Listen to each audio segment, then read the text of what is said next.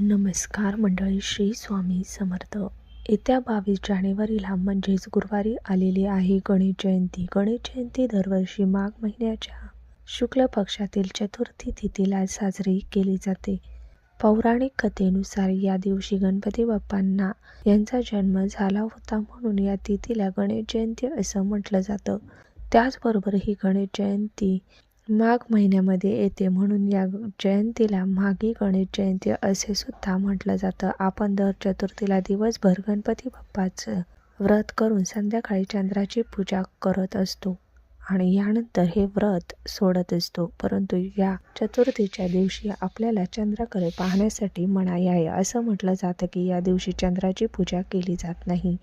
माघ गणेश जयंती हा एक विशेष दिवस आहे, कारण या दिवशी गणेशाचे पूजन केल्याने विविध समस्या दूर होतात आणि जीवनात सकारात्मक बदल घडत असतात.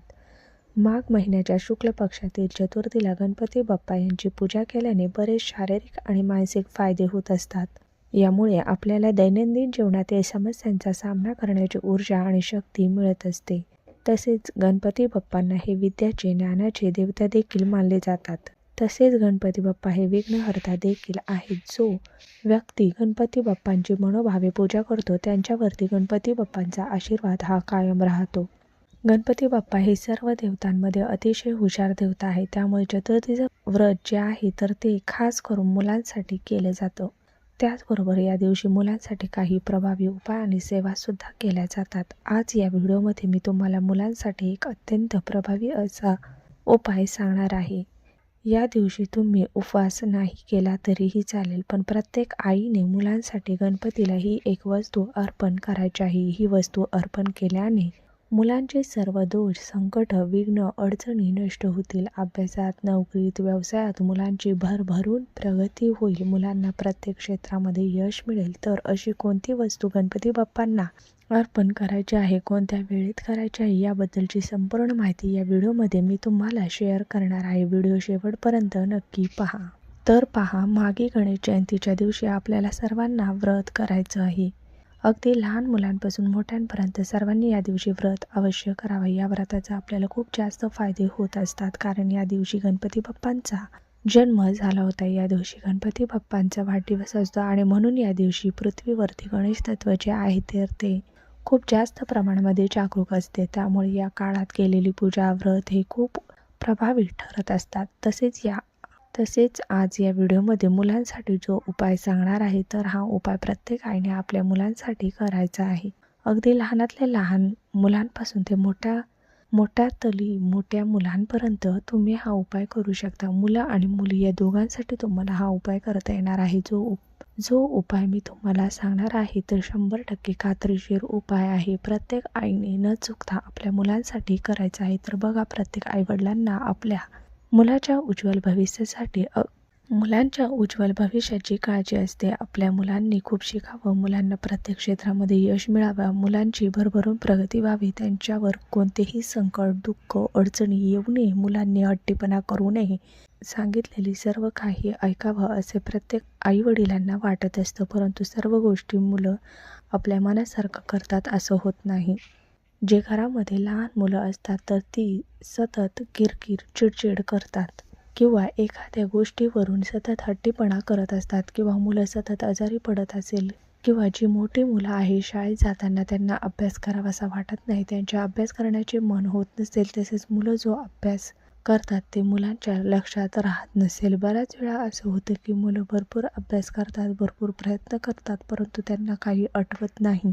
परीक्षेला बसल्यानंतर त्यांच्या काही लक्षात राहत नाही आणि म्हणून मुलांना मनासारखे यश मिळत नाही. त्याचबरोबर जी मुलं भरपूर शिकलेली आहेत परंतु त्यांना मनासारखी नोकरी प्राप्त होत नसेल, किंवा एखादा उद्योग व्यवसाय असेल त्यांचा तर तो चांगला चालत नसेल, किंवा लग्नाच्या वयाचे मुलं मुली आहेत त्यांच्या विवाह योग हा जुळून येत नसेल, तर मुलांच्या यासारख्या समस्या दूर होण्यासाठी फक्त तुम्हाला हा एक उपाय करायचा आहे. आता उपाय करण्यापूर्वी तुम्हाला या दिवशी सकाळी लवकर उठायचं आहे. स्वच्छ स्नान करून आपल्या देवघरातील देवाची पूजा करायची आहे. गणपती बाप्पाच्या मूर्तीवरती तुम्हाला शुद्ध पाण्याने अभिषेक करायचा आहे. तुम्ही किंवा तुम्ही पंचामृताने केला तरीही चालेल. शुद्ध पाण्याने किंवा पंचामृताने अभिषेक करत असताना गणपती अथर्वशीर्ष पठण करायचं आहे.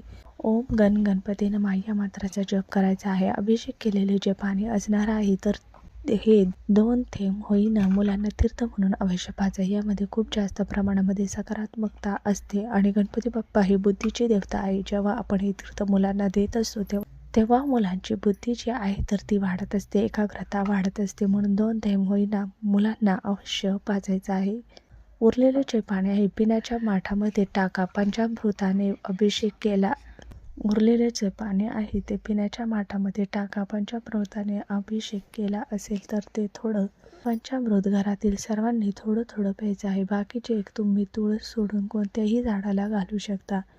यानंतर गणपती बाप्पांना दुर्वा, फुले, जास्वंदाची फुले, त्याचबरोबर पांढरं तीळ, गूळ, खोबऱ्याचा नैवेद्य, दुर्वा या सर्व काही अर्पण करायचे आहे. आणि यानंतर तुम्हाला हा जो उपाय आहे तो करायचा आहे. आता हा उपाय तुम्ही सकाळपासून संध्याकाळपर्यंत जेव्हा केव्हा तुम्हाला वेळ भेटेल त्या वेळेमध्ये तुम्ही हा उपाय करू शकता. घरच्या घरीच आपल्याला हा उपाय करायचा आहे. उपाय करण्याच्या अगोदर सर्वप्रथम देवघरामध्ये दिवा लावून घ्यायचा आहे. धूप, दीप, अगरबत्ती लावायची आहे. ज्या मुलांसाठी आपण उपाय करणार आहे त्या मुलांना आपल्यासमोर बसवायचं आहे. आसन द्यायचं आहे. आसनावरती बसायचं आहे आणि उपाय करण्यासाठी तुम्हाला 2 लवंग घ्यायचे आहे.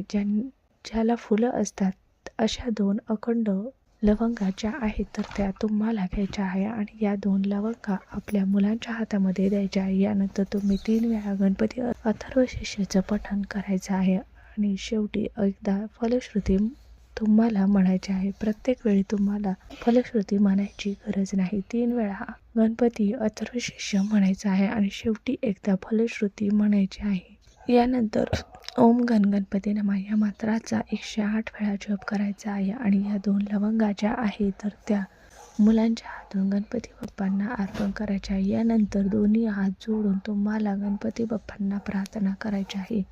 तुमच्या मुलांच्या ज्या काही अडचणी आहेत तर त्या दूर होण्यासाठी, मुलांच्या ज्या काही इच्छा आहेत तर त्या पूर्ण करण्यासाठी, मुलांवरची सर्व संकट अडचणी दूर होण्यासाठी मनोभावे प्रार्थना करायची आहे. यानंतर 2-3 तासांनी त्या लवंगा गणपती बाप्पांसमोर उचलायच्या आणि तुमच्या मुलांना खायला द्यायच्या आहेत. आता जर मोठी मुलं असतील तर ते अथर्वशीर्ष ही सेवा तुम्ही मुलांकडून करून घ्या. परंतु लहान मुलं असेल तर आई वडील, आजी आजोबा कुणीही मुलांसाठी हा उपाय करू शकता. आता जर तुमची मुलं लहान असेल तर ते लवंगा खाणार नाहीत कारण लवंगा थोड्याशा तिखट असतात. मग काय करायचं, एखाद्या गोड पदार्थ बनवायचा, त्यामध्ये त्या लवंगा तुम्हाला अगदी बारीक पावडर करून घालायची आहे आणि तो पदार्थ मुलांना खाऊ घालायचा आहे. जर मोठी मुलं असेल तर लवंगा ज्या आहेत त्या मुलं खाऊन घेतील. अशा पद्धतीने हा उपाय तुम्हाला मुलांसाठी करायचा आहे. तर प्रत्येक आई-वडिलांनी आपल्या मुलांसाठी या 2 लवंगांचा उपाय नक्की करा. हा खूप प्रभावी उपाय आहे. हा उपाय केल्याने 100% तुमच्या मुलांमध्ये तुम्हाला सकारात्मक बदल जे आहेत तर ते येताना दिसतील. जर तुमच्या घरामध्ये सुतक असेल तर हा उपाय तुम्ही करू नका. मासिक धर्म असेल तर ती व्यक्ती सोडून इतर व्यक्तीने हा उपाय केला तरी चालेल. धन्यवाद.